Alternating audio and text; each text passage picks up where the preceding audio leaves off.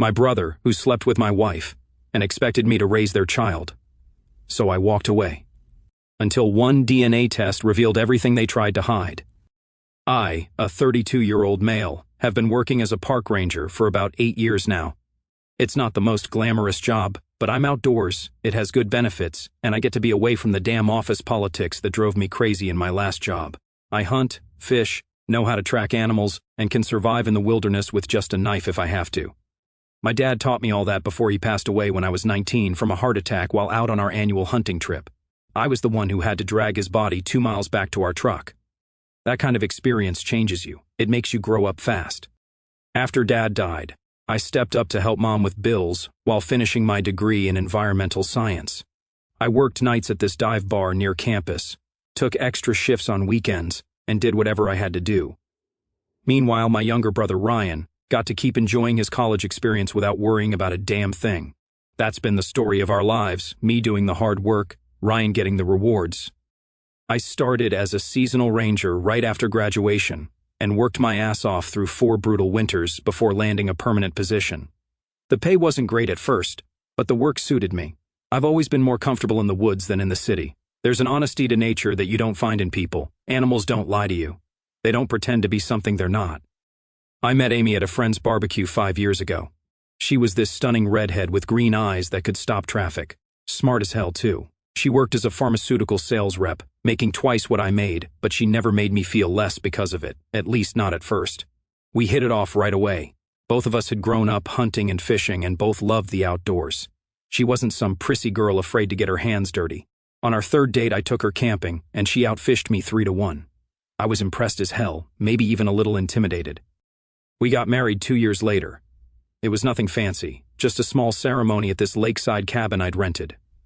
Her parents weren't thrilled. They wanted some big church wedding with all the trimmings. But Amy stood her ground. She said she wanted something that represented us. I respected that about her. She seemed so genuine, so real. We bought this decent 3-bedroom house on the edge of town. It was nothing fancy, but it had a huge yard where I built a fire pit and a workshop where I make furniture on my days off.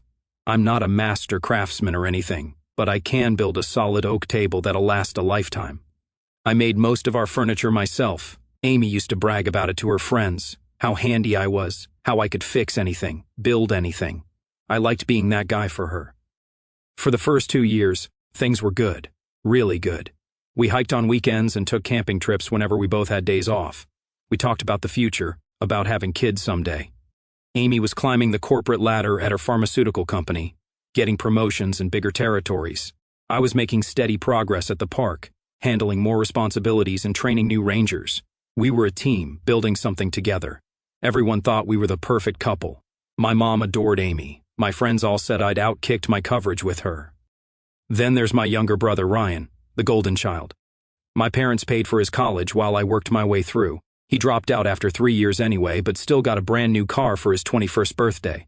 He's been finding himself for the past decade, crashing on couches, borrowing money he never pays back, and somehow still being the favorite at every family gathering. Ryan's just sensitive, my mom would say. He's creative. Not everyone fits into the 9-to-5 box. Meanwhile, I'm busting my ass 50 hours a week, but I'm the stable one, so I don't need the praise or attention. Whatever. Ryan's the type who always lands on his feet, no matter how bad he screws up. He gets fired for showing up drunk, and someone offers him another job. He crashes his car driving recklessly, and Mom buys him another one. Amy and I agreed to wait on kids. She was climbing the ladder at work, and I was hoping to make park supervisor in the next couple of years. It was all planned out. We'd start trying when she hit 32. I'd be 34 by then, financially stable, maybe with a bigger house. We talked about it all the time. How many kids we wanted, 2, maybe 3. What schools they'd go to, whether we'd raise them with religion, no, for both of us. It was all figured out, at least I thought it was. Then things started to change, slowly at first, so gradually I barely noticed. Amy started working later, traveling more for her job. We were having sex less often, maybe once every couple of weeks instead of the 3 to 4 times a week we used to.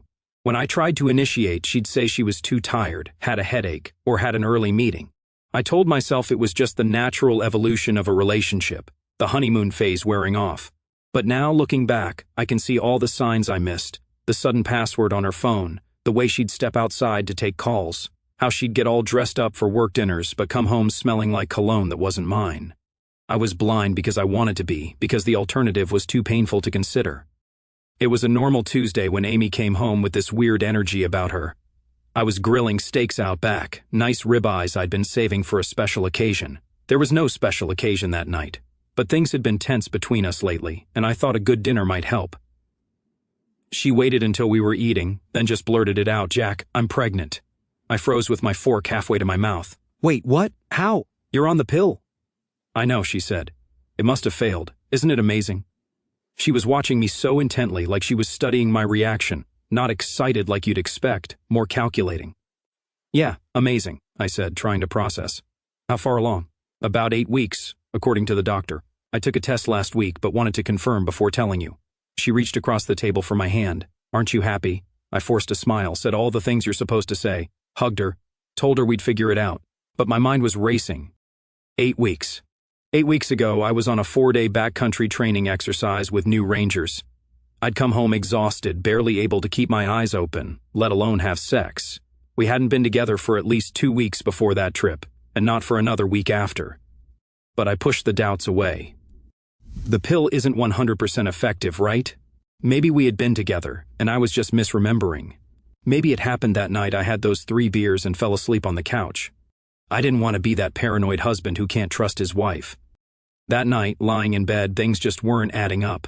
But I told myself I was being paranoid, overthinking, looking for problems that weren't there.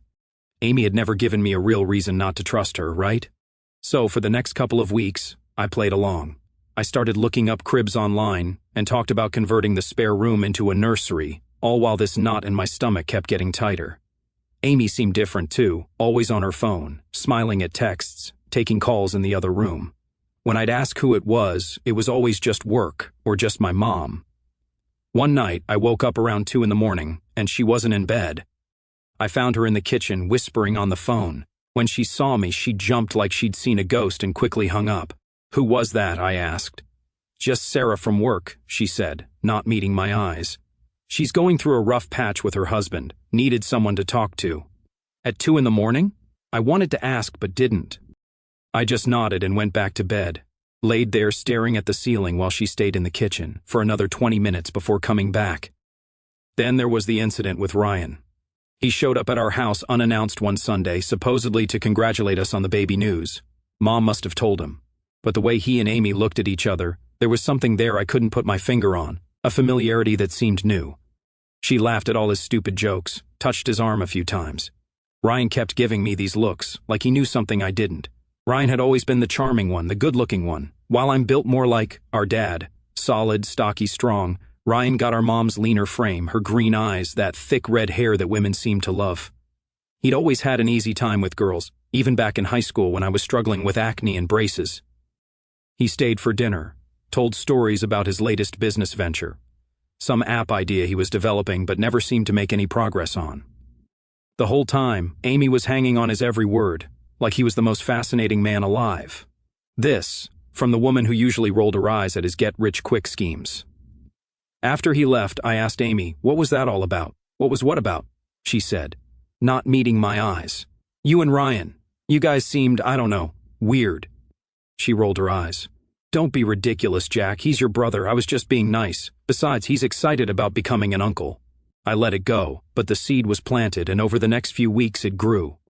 Ryan started coming around more often, always when he knew I'd be working late or on weekend shifts. I'd come home to find him sitting on my couch, his feet up on the coffee table I'd built with my own 2 hands. He'd always have some excuse, needed to borrow some tools, wanted to see if I could help him with his car just in the neighborhood. Amy never seemed annoyed by these visits. In fact, she seemed to look forward to them. She started making his favorite meals when she knew he'd be stopping by and bought his favorite beer to keep in the fridge. Little things that most people wouldn't notice, but I did.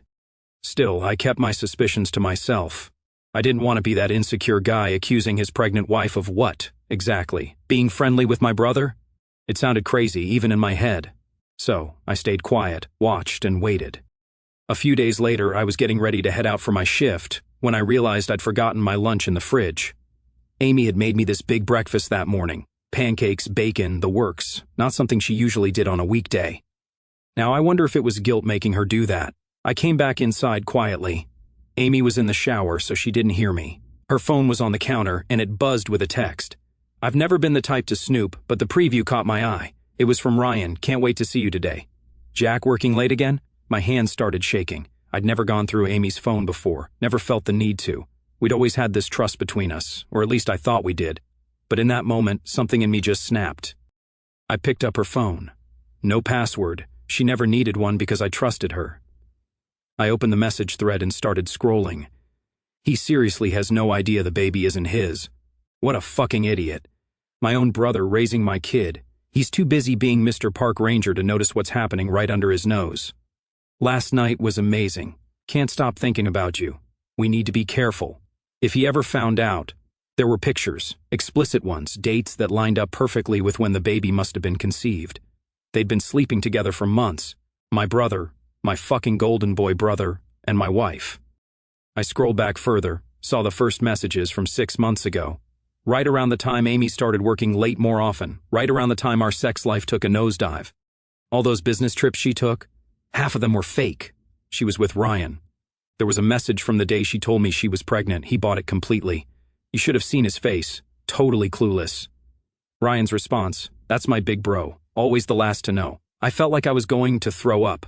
My hands were shaking so bad I almost dropped the phone. 8 years of marriage, all those plans we'd made, the life we'd built together, all a lie. And my own brother. The betrayal was so complete, so absolute, I couldn't even process it. I took screenshots, sent them to my phone, then put hers back exactly where it was. I could hear the shower still running. Part of me wanted to confront her right then and there, catch her wet and naked and vulnerable, make her face what she'd done. But some cold, rational part of my brain took over. If I confronted her now, she'd just deny it, delete the evidence, make me look like the crazy one. No, if they wanted to play games, I could play too, and I'd make damn sure I won. I walked outside, got in my truck, and just sat there, engine off, staring at nothing. I wanted to scream. I wanted to break something. I wanted to go back in there and confront them both. Instead, I started my truck and drove to work. I went through my entire shift like a zombie. My supervisor asked if I was okay, said I seemed distracted. I made up some excuse about not sleeping well. Inside I was dying, but outside I was calm, collected, planning. That night, I came home and kissed Amy hello, like nothing was wrong. I rubbed her barely there baby bump, asked about her day, all while my insides were churning with rage and heartbreak. But I didn't let it show, not yet. Because if they thought I was some clueless idiot they could manipulate, I was going to show them just how wrong they were. I may not have Ryan's charm or good looks. I may not have his easy way with women. But I've got something he's never had. Patience, discipline, the ability to think long-term. And I was going to use every bit of it to make sure they both paid for what they'd done. The first thing I needed was more evidence. The screenshots were a good start, but I needed to document the affair thoroughly, not just for my own satisfaction, but for the legal battle I knew was coming. Amy might have been fucking my brother, but she wasn't stupid. She knew I made decent money, had good benefits, a pension plan. No way she was going to let all that go without a fight. I installed a keylogger on our home computer and set up a small camera in our living room, completely legal, since it was my house too. I started keeping detailed notes of every time Amy said she was working late or meeting friends. The evidence piled up fast. She was meeting Ryan 3, sometimes 4 times a week, hotels his buddy's apartment, sometimes even in our goddamn bed when I was on 24-hour shifts at the park. The recordings made me sick, hearing her laugh about how stupid I was, how I'd make such a reliable dad while Ryan could be the fun one. Jack's so boring and predictable, she told Ryan once.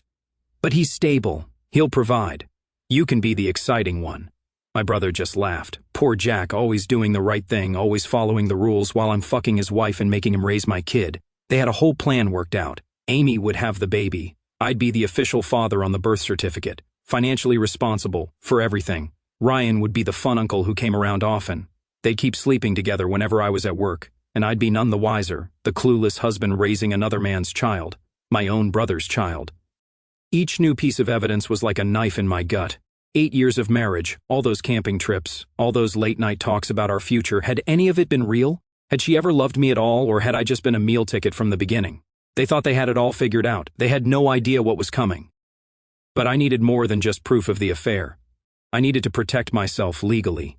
So I called an old buddy from college who'd become a family attorney. Jeff, I need some advice. Hypothetically, if my wife is pregnant with someone else's baby, what am I looking at here? Long pause. Jack, is everything okay? Just answer the question, please, he sighed. Well, in most states, if you're married when the baby is born, you're presumed to be the father. Your name goes on the birth certificate automatically unless you contest it. And if I wanted to contest it, you'd need to refuse to sign the birth certificate and immediately file for a paternity test. But Jack, this doesn't sound hypothetical.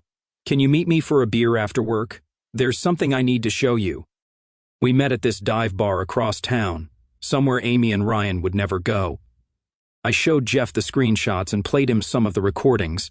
By the end, he was furious on my behalf. That piece of shit brother of yours and your wife? Jesus, Jack, I'm so sorry, man. So what's my play here, I asked. Document everything, keep building your case. And whatever you do, do not act like you know until we've got everything in place. Don't sign anything when the baby is born. No birth certificate, no nothing. We'll demand a paternity test immediately. What about child support? If it's not my kid, I'm not paying for 18 years. If we can prove you're not the father and contest paternity immediately, you should be off the hook. But we need to be strategic about this. So that's what I did. I kept tracking them, building my case, all while playing the excited dad-to-be.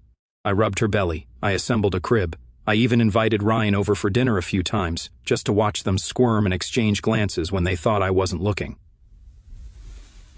So Ryan, I said during one of these dinners, you excited to be an uncle? He nearly choked on his beer. Yeah, totally. Super excited. You'll have to babysit sometimes. Give me and Amy a break. Sure, bro, anytime. Amy jumped in, a little too eagerly. Ryan would be a great babysitter. He's so good with kids. Is he? I asked, my voice dripping with fake innocence. I didn't know that. They exchanged a look that spoke volumes. I just smiled and took another bite of my food. The whole time, I was getting everything ready for the moment I'd spring the trap. And with Jeff's help, I was preparing a legal strategy that would destroy them both. I needed something foolproof, something that would not only get me out of this mess, but would make sure they both paid for what they'd done to me. The first part was easy. I needed to make sure I wasn't on the hook for child support for 18 years. Jeff walked me through what I'd need. Proof I wasn't the father, DNA test. Evidence that Amy knew I wasn't the father, the texts and recordings. And legal paperwork removing me from parental obligations. But I wanted more than just to be free of responsibility. I wanted them both to suffer, like they'd made me suffer. So I came up with a plan. One night, I sat Amy down at the kitchen table. Honey, I've been thinking about the baby and our future, I said, trying to sound as sincere as possible. With my job being sometimes dangerous, I want to make sure you and the baby are protected if anything happens to me. She looked surprised. What do you mean? I've drawn up some papers, life insurance stuff, health directives, a trust for the baby's education. Just want to make sure everyone's taken care of. She barely glanced at the stack of official-looking documents I'd prepared with Jeff. Hidden in the middle was a legal agreement stating that, in the event of a paternity dispute, she waived all rights to child support or financial assistance from me, and full financial responsibility would fall to the biological father. She signed every page without reading a single one, too busy texting someone under the table, probably Ryan. The next part of my plan involved the hospital. I called the maternity ward where she was registered to deliver. Hi, my wife's due in a few months. I just wanted to make sure you do the standard paternity test as part of the newborn screening. It's for our insurance. That's not standard, sir, but we can certainly add it to her file if you'd like. Yes, please. And can you make sure the results are sent directly to my email? It's for the insurance claim. The final piece was making sure Ryan couldn't wiggle out of responsibility. This was trickier, but Jeff found a legal loophole. If Ryan didn't formally contest paternity within 30 days of being notified, he would automatically be considered the legal father, regardless of whether he wanted to be or not. While all this was happening, I kept up appearances. I went to Amy's prenatal appointments, helped her set up the nursery, even went to one of those childbirth classes, where they teach you breathing exercises and whatnot. All the while, I was dying inside. Every ultrasound picture, every baby kick she wanted me to feel, every discussion about names, it was all a reminder of their betrayal. There were moments when I almost broke, when the rage and hurt threatened to boil over, like when Ryan showed up to the baby shower Amy's friends threw for us, bringing some expensive baby gift and acting like the proud uncle-to-be. He gave a speech about how happy he was for us, how lucky the baby was to have me as a father, all with this shit-eating grin on his face. I had to step outside, grip the porch railing until my knuckles turned white, just to keep from punching him in the face. Or the night Amy came to bed wearing this lingerie I'd never seen before, trying to initiate sex for the first time in months. "The doctor said it's still safe," she whispered, running her hands over me. All I could think about was whether she'd worn that same lingerie for Ryan, whether she'd said those same words to him. I made up some excuse about being tired and turned away from her. I couldn't bear to touch her, knowing where she'd been. The pregnancy dragged on, each day a new test of my acting abilities. My mom was thrilled about becoming a grandmother, constantly calling with advice, sending baby clothes, asking when she could come visit after the birth. I didn't have the heart to tell her the truth yet, that her precious Ryan, the golden child she'd always favored, had betrayed me in the worst possible way. As Amy's due date approached, I started making preparations of my own. I rented a small apartment across town, paid 3 months in advance, packed a go bag with essentials, and kept it in my truck. I set up a new bank account at a different bank and started moving money into it little by little so Amy wouldn't notice. I consulted with Jeff about divorce proceedings. All the pieces were in place now. I just had to wait. Amy went into labor 3 weeks early. I was at work when she called, her voice tight with pain. "Jack, my water broke. I need you to come home." I drove home like any supportive husband would, helped her to the car, timed her contractions on the way to the hospital, held her hand through the worst of them, and called her parents. I didn't call Ryan or my mom, though. I said I couldn't reach them. I didn't want them there for what was coming next. The labor was long and difficult. 16 hours of Amy screaming, crying, clutching my hand. There were moments when I almost felt sorry for her, almost forgot what she'd done. Then I'd remember those text messages, those recordings, and my heart would harden again. After 16 hours of labor, a baby boy was born, weighing 8 pounds 2 ounces. They handed him to me first, this tiny person with a tuft of red hair, just like Ryan's had been when he was born, nothing like my dark brown. I looked down at this child, my nephew, not my son, and felt nothing. No connection, no bond, just the cold certainty that I was doing the right thing. The nurse asked if I wanted to be listed as the father on the birth certificate. "Actually," I said calmly, "I'd like to wait for the paternity test results first. Should just be a formality, but you know how insurance companies are." Amy's face went white. "What paternity test?" "The one I ordered as part of the newborn screening. Standard procedure these days." I lied smoothly. "Nothing to worry about if everything's as it should be, right?" The panic in her eyes told me everything I needed to know. She tried to argue, said there was no need for a test, that it was a waste of money, but I stood firm. The nurse, sensing tension, made some excuse about checking on other patients and left us alone. "Jack, what are you doing?" Amy hissed once we were alone. "Why are you asking for a paternity test?" I shrugged. "Just covering all bases, for insurance purposes. Do you think the baby isn't yours?" I looked her right in the eyes. "Is he?" Her face crumpled. For a second I thought she might confess. Instead she started crying. "How could you even ask me that? After everything we've been through together, I can't believe you don't trust me." The performance was impressive. If I hadn't seen the evidence with my own eyes, I might even have believed her. Might have felt like the worst husband in the world for doubting her. But I knew the truth. "It's just a test, Amy. If there's nothing to hide, there's nothing to worry about." She kept crying, playing the victim, making me out to be the bad guy. I just sat there, letting her perform, knowing it was all about to come crashing down.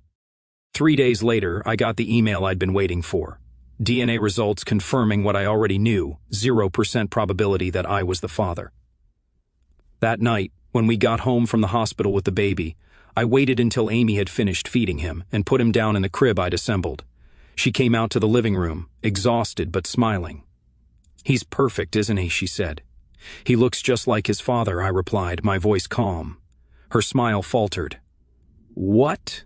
I slid an envelope across the coffee table. The paternity test results came back. She stared at the envelope, like it might bite her. "Jack, I don't know what you're talking about." "Open it, Amy." Her hands shook as she tore open the envelope. I watched as she scanned the document, her face draining of color. This must be a mistake," she stammered. "Is it?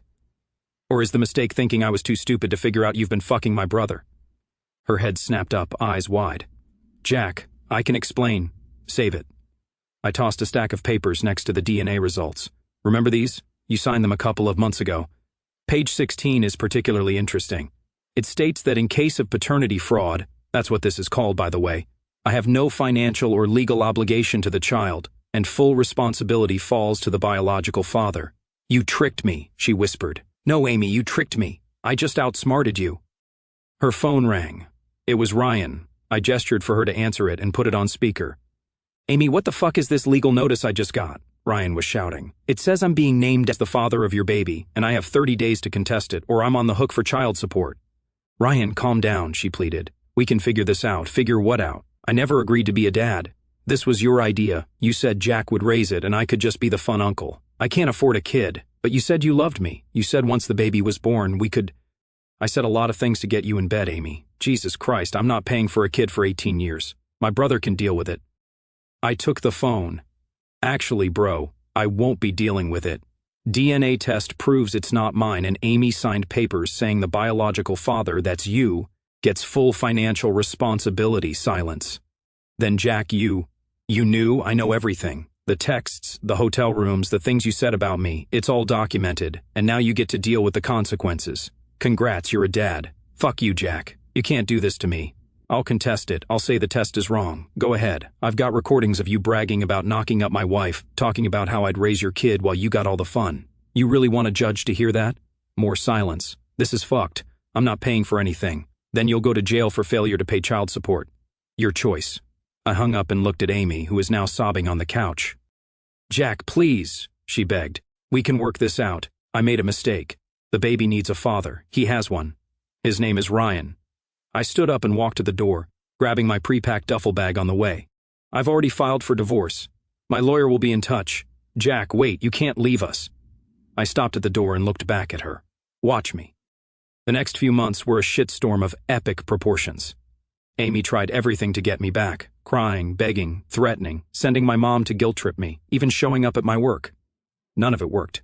The divorce papers were already filed, and I'd moved into that apartment I'd rented across town. My mom was devastated when I finally told her everything and showed her the evidence. She didn't want to believe it at first, made excuses for Ryan like she always did. He's going through a rough time, she said. He makes mistakes, but he's not a bad person. Mom, I said, he slept with my wife, got her pregnant, and planned to trick me into raising his child. If that's not a bad person, what is? She didn't have an answer for that. Amy took me to court, of course. She tried to argue that since we were married when the baby was born, I was legally responsible, regardless of biology. She had this hotshot lawyer her parents paid for, all smooth talk and expensive suit. The judge took one look at the evidence, the DNA test, the recordings of her admitting the paternity fraud, the signed documents, and the text messages, and threw her case out within 20 minutes. Mrs. Harrison, the judge said, looking disgusted, the court finds your attempt to defraud your husband morally reprehensible. The biological father, Ryan Harrison, is hereby ordered to pay child support for the next 18 years. Ryan went ballistic in the courtroom. This is bullshit. I never agreed to this. I can't afford that. The judge was unmoved. Perhaps you should have considered the financial implications before engaging in an affair with your brother's wife. If you fail to make payments, you will face garnishment of wages and possible jail time. The look on Ryan's face was priceless, but the best part was yet to come. Amy's pharmaceutical company found out about the scandal. Turns out, one of the vice presidents goes to the same church as my buddy Jeff. They fired her for moral turpitude or some clause in her contract. She lost her company car, her health insurance, everything. Ryan tried to skip town to avoid child support, but got pulled over for a broken taillight 2 counties over. He had a warrant out already for missing his first payment, and spent 30 days in county lockup. Meanwhile, I was rebuilding my life. The divorce was finalized quickly, given the circumstances. I sold the house. Amy couldn't afford to buy me out, not with no job and a newborn. I used my half of the equity to put a down payment on a small cabin near the national forest where I work. My mom was torn. Her precious golden boy had shown his true colors, but she still tried to defend him at first. He made a mistake, Jack. We all make mistakes. Sleeping with my wife wasn't a mistake, Mom. Getting her pregnant wasn't a mistake. Plotting to trick me into raising his kid wasn't a mistake. It was a deliberate betrayal by both of them.